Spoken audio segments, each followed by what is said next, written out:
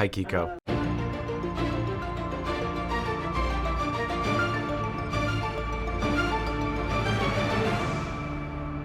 Thank you for taking the time. Thank you. My pleasure. Well, thank you so much for taking the time. Yeah. I appreciate it. Yeah. Thank you. Congratulations on the film. It was just a sweet piece. I saw it a couple of weeks ago, so congratulations on that. I wanted to ask you before we get into the film, just about you as a Texas filmmaker. What does it mean to you to set this story in small Texas? Well, I was born and raised in Texas in the DFW area. And so the story is sort of not based on my life, but just a composite of characters that I grew up with and me. And so I wouldn't say it was important. It's just kind of the world I know.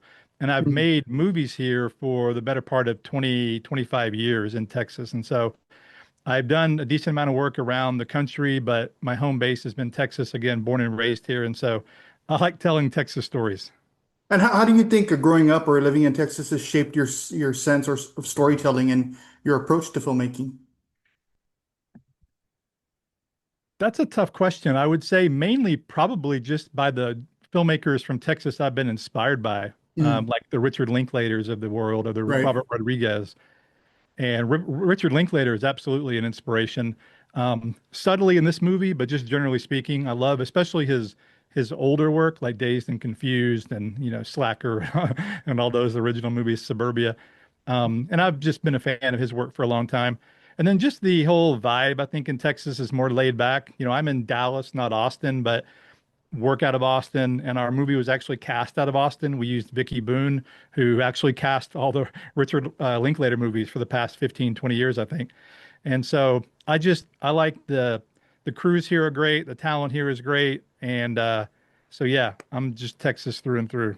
Definitely. And Texas, of course, has a strong musical identity. Did any local sounds or artists influence the specific film's tone or mood? Not really, other than like you say, I've just been influenced by music my whole life. Again, Mhm. just Texas has a long history of music. Stevie Ray Vaughan, all the way to just everything that goes on at South by Southwest in Austin. And Right. then we do have a couple local acts in the movie, um, and I should say a couple songs. And then we shot at a pretty well-known music store called Good Records, which is owned by Okay. Tim DeLauder.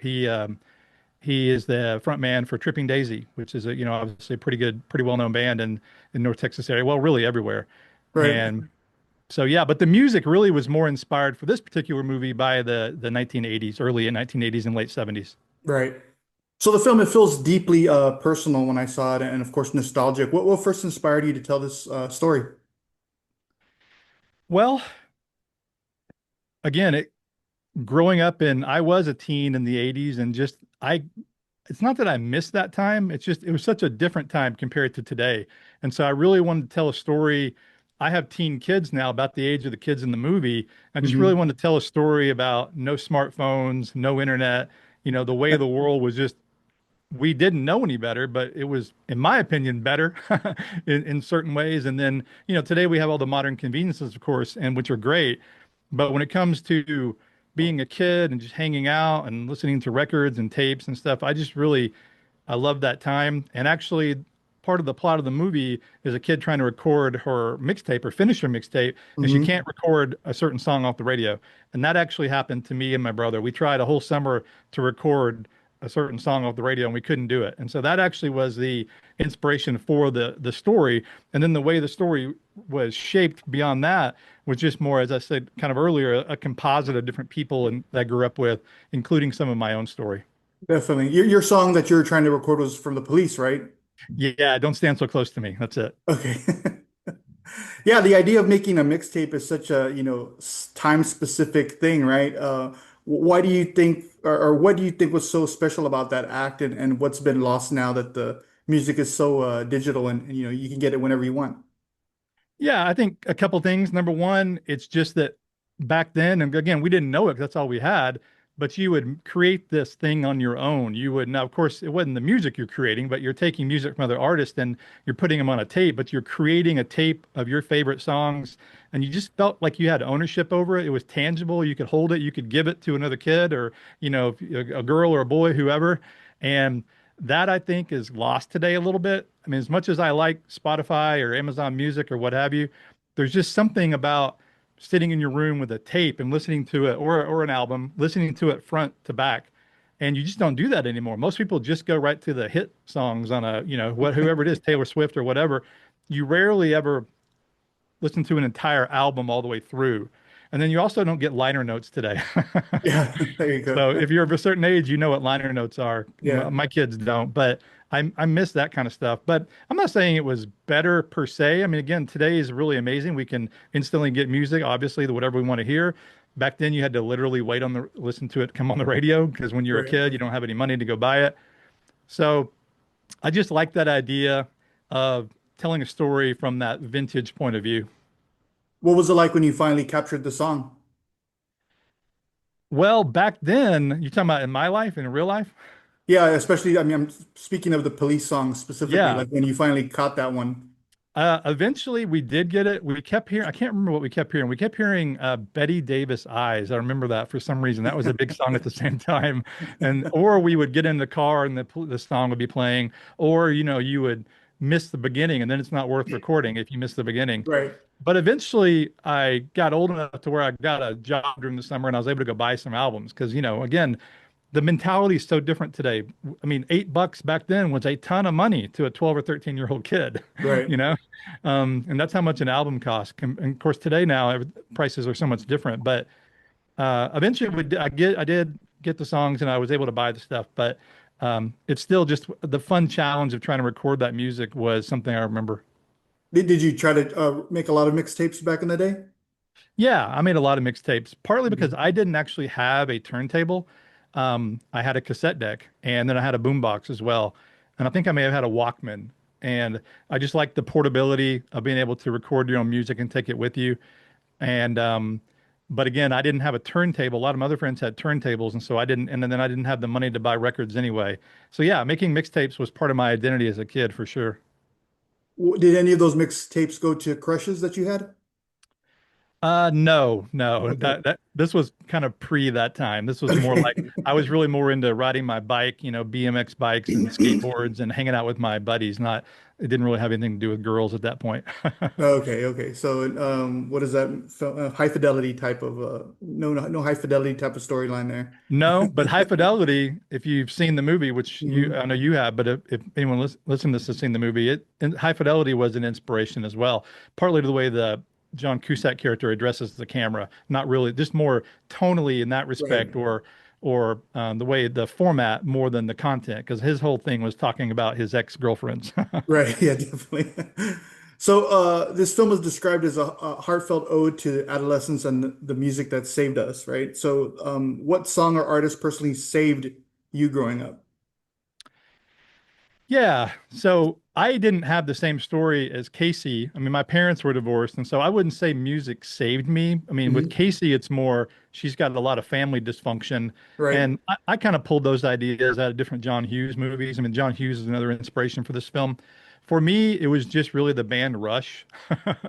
I was just into Rush. And so anything to do with any album from Rush, I would get it in my car and just crank it and just do the air guitar or air drums or whatever as a teen, and you could kind of escape, for an hour, 90 minutes listening to that music. Me and my friends would go hang out or whatever, and so it was mainly rock music like that. And then I was really into Boston and AC/DC and Triumph, and a couple of those bands are mentioned in the movie. I like Journey a lot as well, but I wouldn't say it saved me. It just gave me, comfort because again, it's hard to imagine, but back then that's really all we had to do, which wasn't yeah. a bad thing.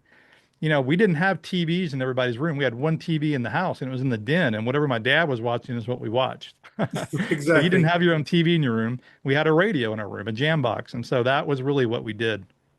Yeah, I'll never forget when my kids first saw a TV commercial and they had no idea what was going on. They're like, "What is this? happening which in the middle of this movie. I was like, this is Yeah, what good. This exactly. is what We're all used to streaming now. Back then we had one TV and three channels. This was again the early 80s, and you watched what was on and you sat through commercials, or you went and, to the kitchen and got a snack during the commercial or whatever. yeah. You said you had a teenage child. I have a 14-year-old myself. Can you keep up, or are you able to keep up with the stuff that they're listening to? No, not at all. I actually really feel old when I hear them talk about their music. And it's one of those weird things, and I've heard other people say this, it's like you really, and my parents were the same way, and then I remember my grandparents were the same way. The music you listen to as a teen in your formative years is really the music that kind of sticks with you your whole life. At least that's my experience, and I think that's other people's experience. Now, don't get me wrong. I like modern music today, but I'm not a fan of like top 40 and pop music, like the Right, Taylor Swifts of the world. They're great. Don't get me wrong. They're talented. That's just not my type of music. If I'm going to listen to music, modern music. I'm listening to stuff like Muse or bands like that, Arcade Fire, more alternative rock. right. And my kids just aren't into that. I've tried. And then I also, anytime they get in the car with me, I have satellite radio. And so I'm playing classic rewind. And so they're listening to all the music that was from the 80s and 70s, like, again, like Boston and the Cars and all that kind of stuff. And then later on, I got into alternative rock with Depeche Mode and The Cure. And of course, I like the Smiths and those kind of bands that they like them now because they hear them on TikTok videos. Right. They'll be like, "Oh yeah, I know that song from a TikTok video." So anyway, Yeah. but keeping up with their music, not really. My wife does a much better job. No, that's good. That's good. You brought up John Hughes as being somebody that you look up to. It's probably hard to pick a favorite, but do you have one? A favorite movie?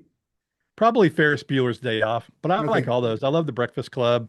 I love 16 Candles. I like the whole John Hughes catalog, really. He just was, I don't know how he did it, because he not only, we look back at those movies now and that music seems so amazing. And at the time it was unknown, or it Hmm. was brand new. And he was Right. able to get all the New Order songs and orchestral maneuvers in the dark and just all those different bands in his. Now, of course, had Hollywood budgets. That makes a difference, but he just had his finger on the pulse of the teen culture at the time, and I think those movies still stand the test of time. They're universal, or they're timeless, very much, in my opinion. Very cool. I totally agree. I'll make this my last question, Blake. But when audiences finish watching Casey, what do you hope they're thinking about, either about their own, adolescence or music, or the act of, just going back in time and remembering something?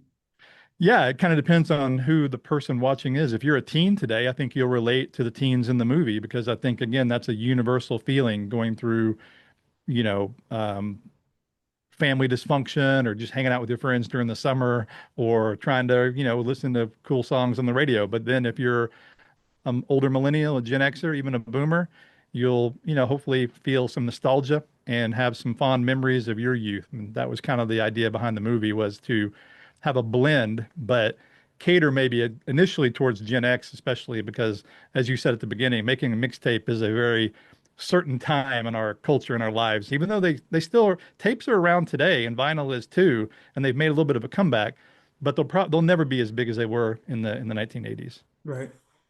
Hey, Blake, well, thank you so much for taking the time. And again, congratulations on the film. It was just a lovely, lovely piece. And we can't wait to let more people, especially here in San Antonio, know about it. So I'll shoot you over a link when this interview runs. Absolutely. Thank you very much. I really appreciate your time too. I can't wait to see it. Thank you. All right. Appreciate Thank it. Have you. a good rest of your day. Take care. Bye bye.